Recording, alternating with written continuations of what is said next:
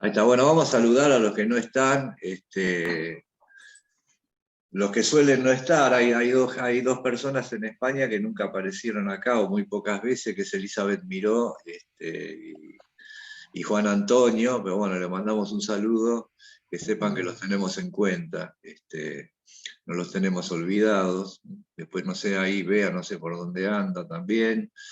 Y bueno, Virginia no está pudiendo hacerlo porque justo le toca trabajar en este horario. Así que bueno. Bueno, ya que estamos acá, antes de arrancar con nuestra poeta de hoy, que es Anne Sexton, vamos a hacer un poco de sociales, digamos.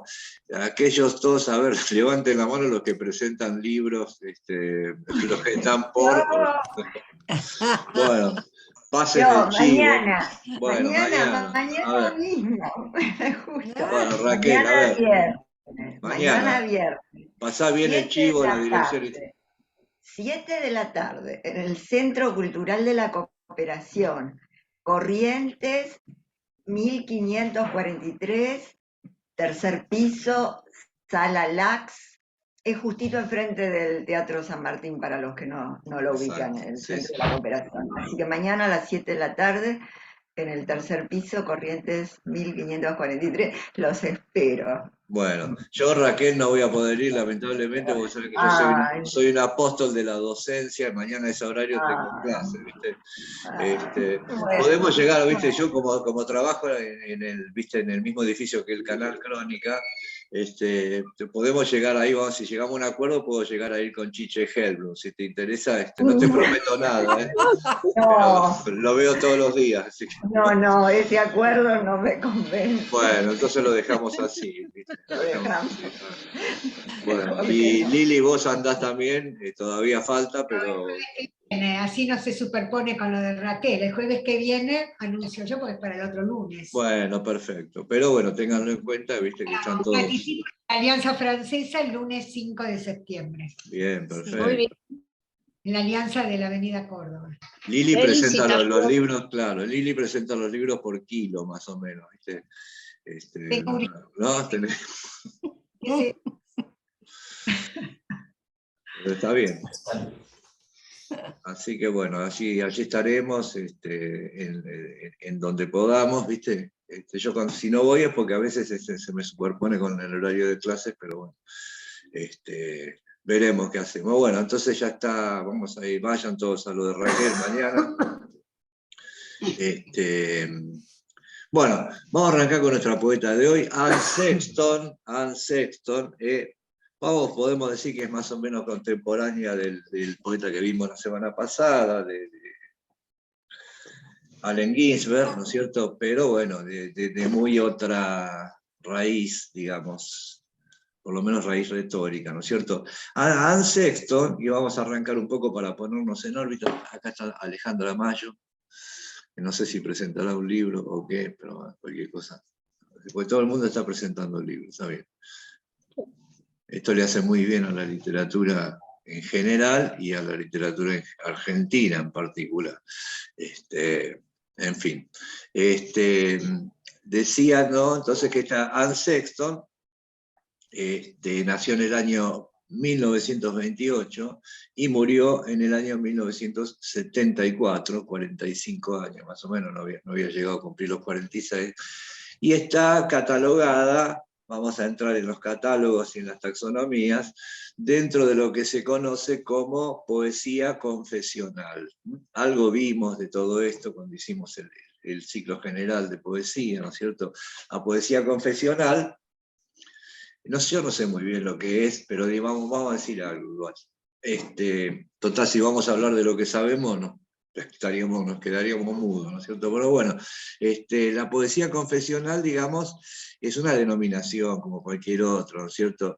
Que se refiere principalmente a una serie de poetas norteamericanos, más o menos entre la década del 50 y 60, aunque se puede aplicar también según los criterios. A ver, acá tengo un ruido.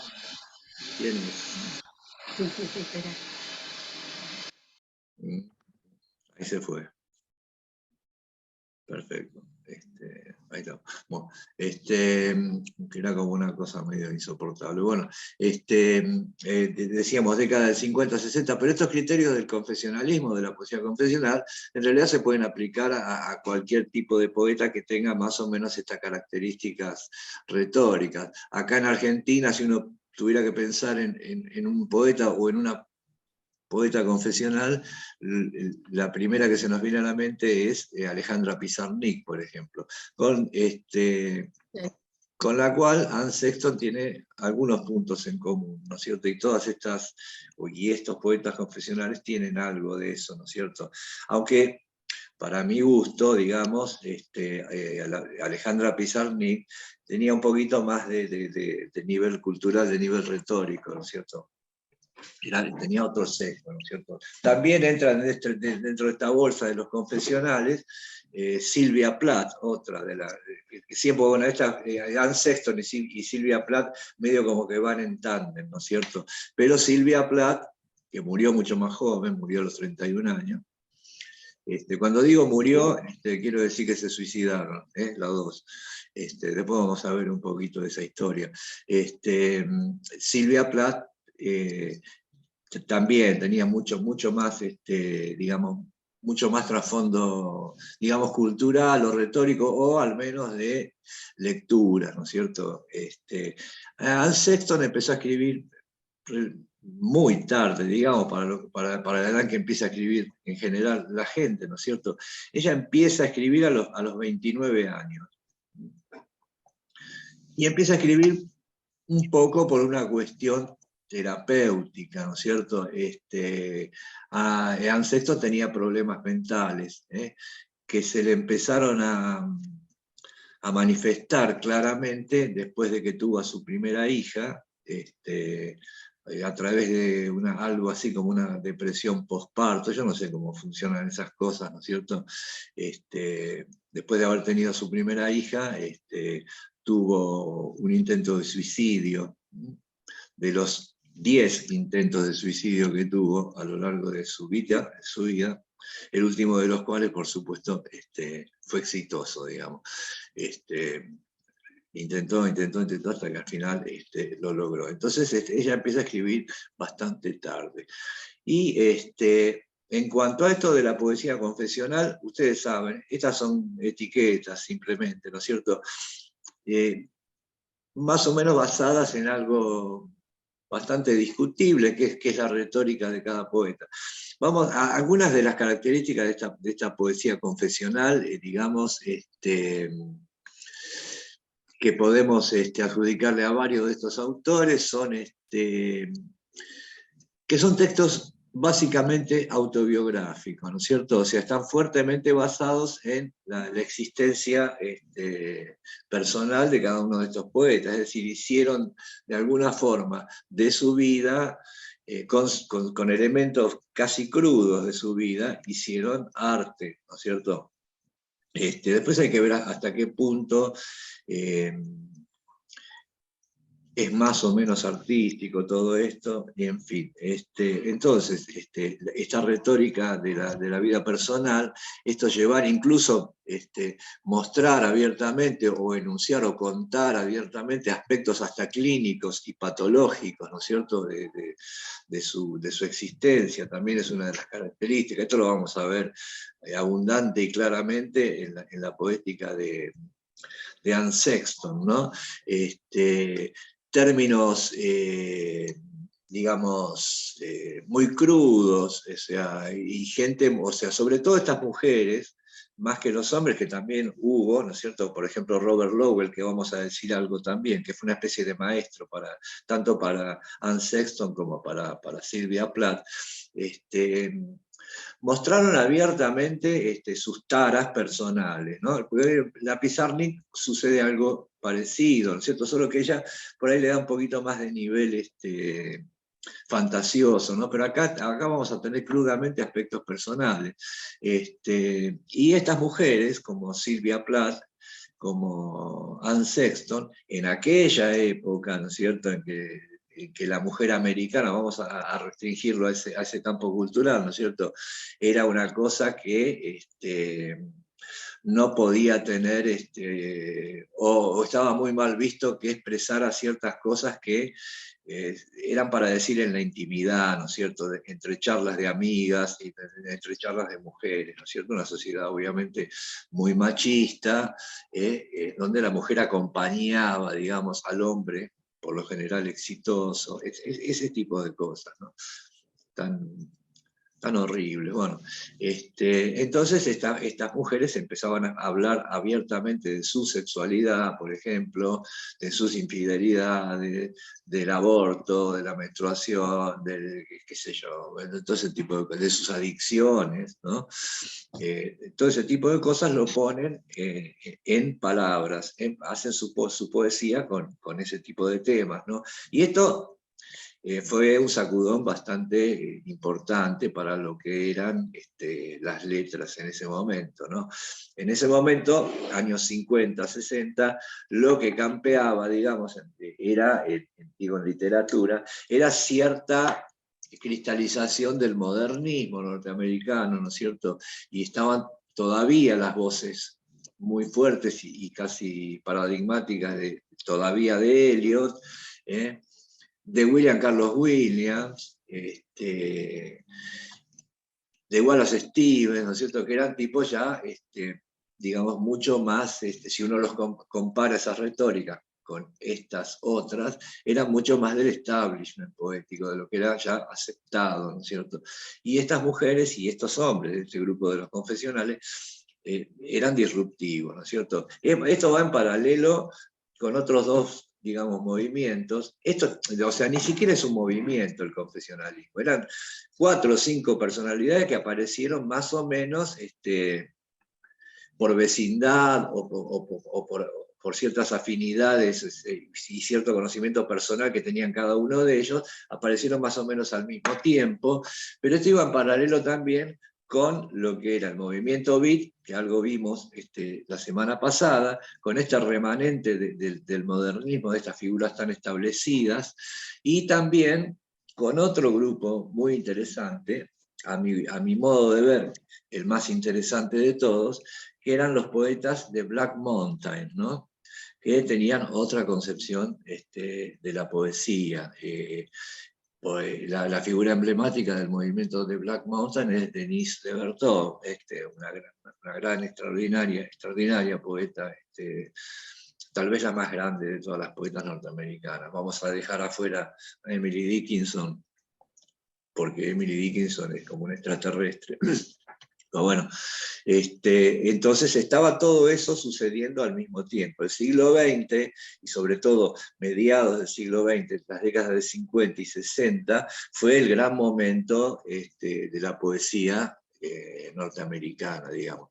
Y entonces, contra esa poesía establecida, que campeaba en ese momento, estos remanentes del modernismo, que practicaban una poesía bastante, digamos, ascética, digamos, en la que el yo no tenía mucha intervención, sino que eran más bien objetivistas, imaginistas y todo ese tipo de cosas.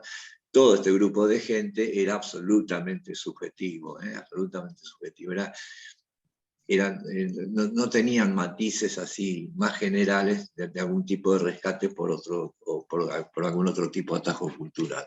Entonces, ese es más o menos el panorama con esta gente, ¿no es cierto? Yo había hablado de Robert Lowell, ¿no es cierto?, que fue un gran poeta también norteamericano, que daba una especie de taller literario, o como se quiera llamar esas cosas. Ya taller literario es una denominación que es detestable, ¿no es cierto? Pero no hay otro modo de decirlo, ¿no?, porque está tan incorporado. Pero bueno, entonces el tipo tenía un núcleo ahí de seguidores, una especie de discípulos, o gente que trabajaba con él, ¿cierto? Él tenía una cierta concepción de la poesía en la que rescataba el subjetivismo y la poesía hecha con la vida propia del poeta, es decir, esto se llamaba like life, ¿no es cierto?, como la vida, o sea, la poesía como la vida. Solo que Robert Lowell tenía un poquito más por ahí de vuelo, era un poquito más distanciado. Entonces, en algún momento, Anne Sexton va a trabajar con Robert Lowell, y ahí conoce, en esta especie de taller de Robert Lowell, conoce a Sylvia Plath, ¿no? Con la que fueron muy amigas, o sea, durante muy breve tiempo, porque Sylvia Plath murió muy joven. Sylvia Plath era del 32 y murió, se suicidó en el año 63. Ya conocen la historieta del suicidio de Sylvia Plath, se prendió la llave de gas, en fin.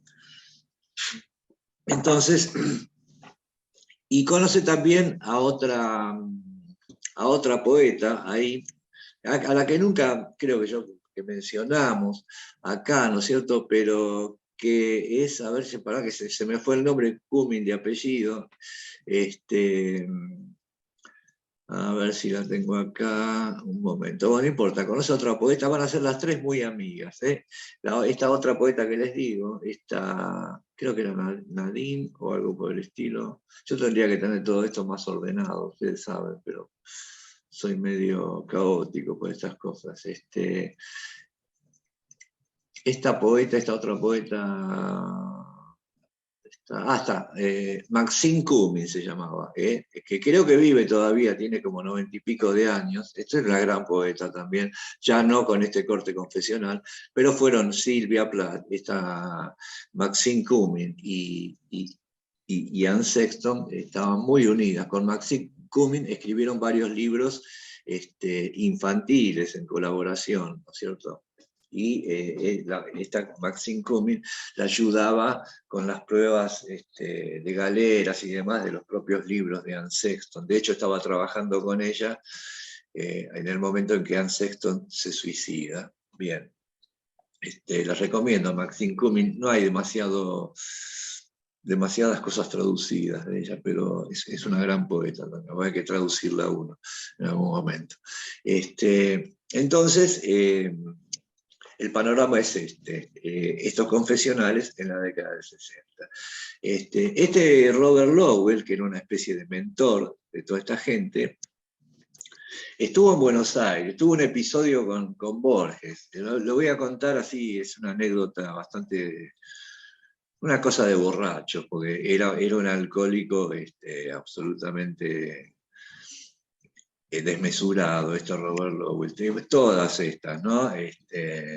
Todas, la Plath, la Sexton y demás, le daban duro a todo lo que tenían adelante, ¿cierto? Esa era parte de, qué sé yo, de que eran así, y utilizaban ese material después para hacer arte. Robert Lowell estuvo en Buenos Aires, lo habían invitado de la embajada, lo trajeron los de la embajada norteamericana acá. Acá está entrando Sergio, vamos a darle entrada. Por supuesto, vino borracho, estuvo borracho todo el tiempo que se fue, y lo tuvieron que volver a Estados Unidos, lo metieron en un avión y lo llevaron de vuelta allá, y fue derechito a un psiquiátrico cuando llegó a Estados Unidos. Bueno, entonces le habían armado una entrevista con Borges. Bueno, Borges en aquel momento era Buda acá. Y cuando llegaron acá a la casa, ahí el departamento de Maipú, ¿no? Estaba doña Leonor, y había un montón de gente más, ¿viste? Estaba Rafael Alberti también, que estaba exiliado acá en Argentina. Había varios, no me acuerdo de todo. Varias chicas también. Entonces Robert Lowell avanzaba sobre todas las chicas que había, ¿viste? Se quería levantar a todas las chicas que había ahí en la reunión, en el departamento de Borges, nada menos. Entonces, en algún momento dado, el tipo medio como que se quiere bajar los pantalones, qué sé yo, se tira al suelo, estaba completamente dado vuelta. Mentor de todas estas poetas, vayan tomándole la perspectiva, ¿no es cierto? Entonces agarra eso no sé quién lo cuenta por ahí, pero aparece doña Leonor y le dijo, ¿pero qué hace? ¿No le da vergüenza? Levántese inmediatamente de ahí, vístase, arréglese, y el tipo la obedeció, ¿viste? Le gritaba, era muy, muy, muy, muy taxativa esta doña Leonor. Era chiquitita, ¿viste? Pero metía miedo. Entonces, bueno, de ahí más o menos cuando el tipo se levanta, que se acomoda un poco, se lo llevan, los que lo habían llevado, por supuesto, lo sacan de la reunión y al otro día lo mandan en un avión a Estados Unidos de vuelta. No daba para más. Y después Borges le cuenta a Borges que le dice a la madre, bueno, madre, ¿ves? Que le decía madre, qué sé yo, estuviste muy dura, ¿cómo le vas a gritar así? Y entonces doña Leonor dijo, ¿pero no te diste cuenta que es loco? Dice, y a los locos hay que mandarlos, así le dijo. Y bueno, y tuvo razón, fue práctica, digamos. Y así se resolvió el problema. Bueno, esta es una anécdota nada más para hablar de este Robert Lowell, que tiene algunas cosas, algunos poemas muy interesantes. Murió también, por supuesto, muy joven, ¿no? Estas cosas son así. El precio es ese, ¿no? Entonces, bueno, estamos con Anne Sexton. Habíamos dicho que nació en el año 28 en una familia, ella era de Boston, en Estados Unidos, y nunca fue para ningún, o sea, nunca, siempre vivió en ese ambiente, Massachusetts, ahí Boston, gente muy acomodada, esa es una zona muy aristocrática de Estados Unidos, digamos, hija de un industrial textil, de muchísimo dinero, ¿no es cierto?, una clase alta, tenía 3 hermanos, y parece ser que, bueno, la madre ya tenía algún problemita también de tipo mental, era una mujer medio anodina, medio ausente, qué sé yo, el padre forrado en dinero, un tipo muy autoritario, con el que ella nunca se llevó bien y demás, alcohólico, por otra parte, en fin, no faltaba ningún detalle. Y parece ser que hubo algún episodio de abuso de este padre con respecto a ella, digo de abuso sexual, ¿no es cierto? Pero fuera de eso les pegaba a las hijas, un tipo, una porquería. Bueno, entonces ese más o menos el entorno. Y esta chica, Anne Sexton no se llamaba Gray no sé cuánto, ¿viste? Ahora le digo bien el nombre, Sexton es el nombre del marido, ¿no? Pero bueno, perteneciente a la clase alta, estas chicas que van a los cócteles, ¿viste? Que se mueven en ese ambiente, una mujer no muy culta, de no muchas lecturas, pero bueno, con esa cultura así un poco por ósmosis de su clase social y demás. Una chica exitosa, muy linda chica, muy rebelde, muy así autodeterminada, que era un poco la líder de sus compañeros, tanto en la secundaria como en la universidad, entonces las llevaba, las traía. Y bueno, una chica que le dio mucho dolor de cabeza, digamos, a su familia, que la veían como un bicho raro, se vestía mal a propósito, estas rebeldías de los ricos, ¿no? Entonces, pero andaban unos lindos autos también, mal vestida y todo.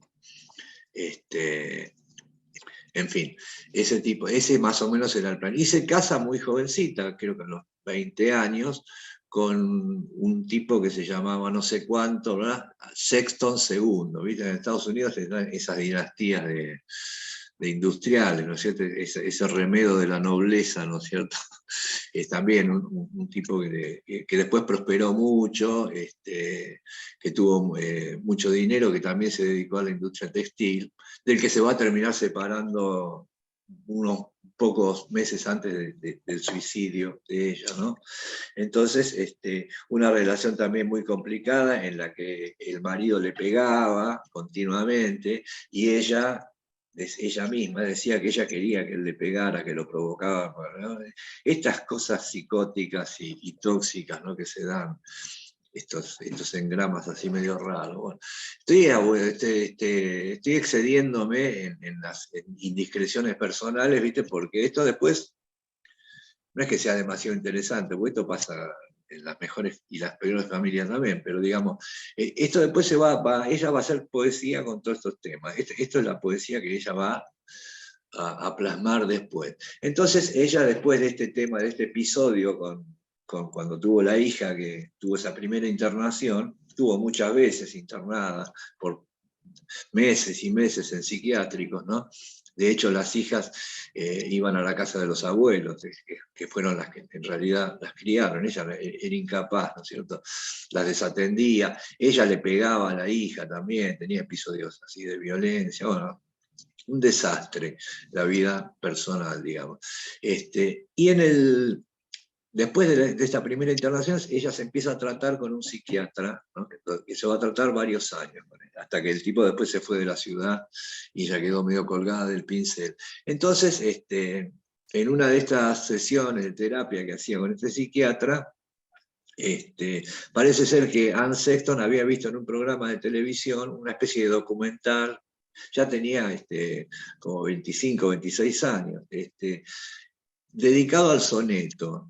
Entonces le llamó la atención eso del soneto, y ella empezó como a borronear algunos textos, y se los llevaba al psiquiatra para, no sé, qué sé yo, se los llevaba y se los mostraba, y este psiquiatra fue el que la alentó a que se pusiera en serio a escribir, ¿viste? Había visto algo que estaba bien, y entonces a partir del estímulo que le da el psiquiatra, ella empieza a escribir, pero desaforadamente, todo lo hizo desaforadamente, ¿viste? Escribió 30 poemas al hilo, y al muy poco tiempo ya se publica su primer libro con bastante buen éxito. Por un lado un escándalo por cosas que decía, pero por otro lado también fue reconocida por otros grandes poetas.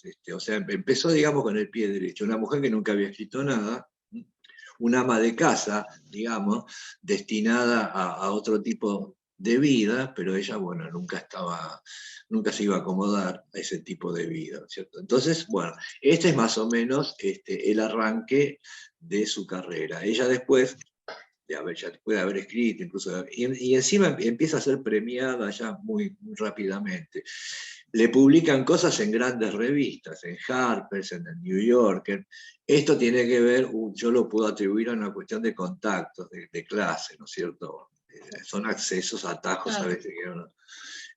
pero bueno, tampoco, o sea, es que los tipos publicaban cualquier cosa, o sea, estaba bien más o menos lo que hacían, ¿no es cierto? Entonces ella después, después de haber empezado a escribir y de haber escrito 2 o 3 libros, es cuando ella empieza recién a leer ya cosas, empieza a leer a los rusos, qué sé yo, Dostoyevsky y demás, y se empieza a empapar más en lo que era la poesía norteamericana y la poesía inglesa también, ¿no es cierto? Y ella, con Silvia Plath y con esta otra amiga, empiezan a ir a recitales ya de gente, de poetas conocidos, como por ejemplo Robert Frost, nada menos. Robert Frost, no sé si lo nombramos acá alguna vez, es una especie de Borges norteamericano, está considerado el poeta nacional, después de Whitman, ¿no? Pero Whitman y Emily Dickinson siempre lo dejamos afuera porque son como fenómenos extraterrestres, ¿no es cierto? Pero digamos, Robert Frost en el siglo XX es una especie de Borges, ¿no? Bien, entonces ella lo llegó a ver, fue a recitales y demás. Y finalmente no, termina escribiendo un libro que se llama, ahora vamos a ver, Vive o Muere, pero qué sé yo, algo así, Vive o Muere se llama el libro. Y con ese libro le gana el Pulitzer. O sea, digamos, es una especie, allá en Estados Unidos, del premio Nobel. Le ganaste el Pulitzer, ya estás ahí arriba. Y después empezó a dar clases en la Universidad de Boston de literatura, y dio clases hasta último momento, hasta que se murió. Pero estamos con una poeta que más que escribía muy bien, por otra parte, tenía esa cosa que yo digo que debe ser innata, ¿no es cierto?, que no le venía de la cultura, porque tan culta no era tampoco, pero tenía esa facilidad, esa capacidad de verbalización y de poner claramente y nítidamente estas taras personales. Yo diría que no es que simplemente eran listas de problemas y de cosas, o sea, estaba todo este drama existencial, pero siempre atrás hay como una aspiración a otra cosa, y eso se siente, ¿no es cierto? Ese es el rescate que tiene la retórica de Anne Sexton, ¿no?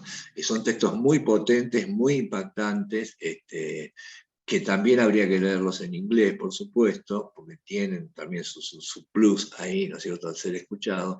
Yo les estoy mandando como material complementario un video, pero igualmente ustedes lo pueden buscar por ahí, por YouTube, donde ella lee algunos de sus poemas, y es muy convincente, y ahí uno la ve moverse, ve la mirada de ella, la mirada que tiene, ¿no es cierto? Y es una mujer intensa, por decirlo menos, ¿no es cierto? O sea, calculo yo que en el trato cotidiano debería ser bastante difícil de manejar todo esto. Ella tenía largas conversaciones telefónicas con todo el mundo, escribió 500 millones de cartas, o sea, era una mujer hiperactiva en ese sentido. Le llamaba a todo el mundo a leerle los poemas que estaba escribiendo, les pedía que le ayudaran a corregirlos, bueno, en fin, todo ese tipo de cosas. Era una mujer, por otro lado, así como era tan intensa y en algunos puntos tan autodeterminada, era una mujer muy dependiente. Ella no se podía dormir, por ejemplo, si no había alguien al lado de ella. Por lo general el marido, cuando estaba, o quien fuera, qué sé yo, llamar a cualquiera para que la acompañaran hasta que los somníferos le hicieran efecto. Esa es la realidad, ¿cierto? Tenía la cartera llena de pastillas y de petacas de vodka y de whisky y todo ese tipo de cosas, ¿no? Para reforzar, digamos, el tratamiento. El marido en algún momento dado se llevaban bien, y estaba esta relación así medio enferma, ¿no es cierto? Pero ella lo necesitaba, dependía mucho, no muy dependiente en ese sentido. Al marido creo que lo mandan a Corea, a la guerra de Corea, qué sé yo, está como 2 años afuera, o un poco menos, ¿no es cierto? Y ella tuvo 50 amantes en el interín, o sea, era así, era completamente desenfrenado, no tenía ningún... hacía lo que se le aparecía en el momento. Y con este psiquiatra tuvo larguísimas conversaciones y el psiquiatra grababa todo, o sea, grabó en cintas casi todo el proceso de terapia que hizo con esta mujer. Incluso le mandó 1000 cartas también. Entonces ella le contaba todo lo que sucedía y parece ser que muchas de estas taras o muchos de estos episodios que ella contaba, como que le habían sucedido en la realidad, eran también fabulaciones. O sea, era una mujer que o sea, no había un límite entre lo que le había pasado y lo que ella se imaginaba que le había pasado o que debería haberle pasado. Entonces eso se va a notar también bastante en los textos. Sigo un cachito más con esto de la vida personal para así completamos corto ahora y ahora de nuevo y ya arrancamos con los textos, ¿no es cierto?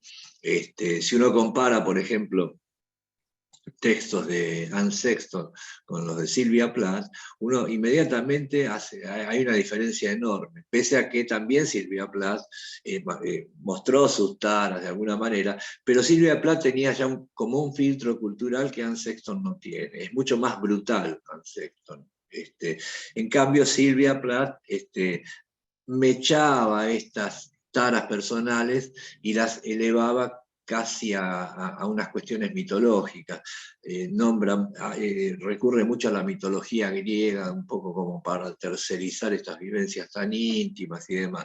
Acá no, con Anne Sexton estamos en otro tipo de cosas. Cierro esto, abro de nuevo y ahora sí vamos un poquito con los textos.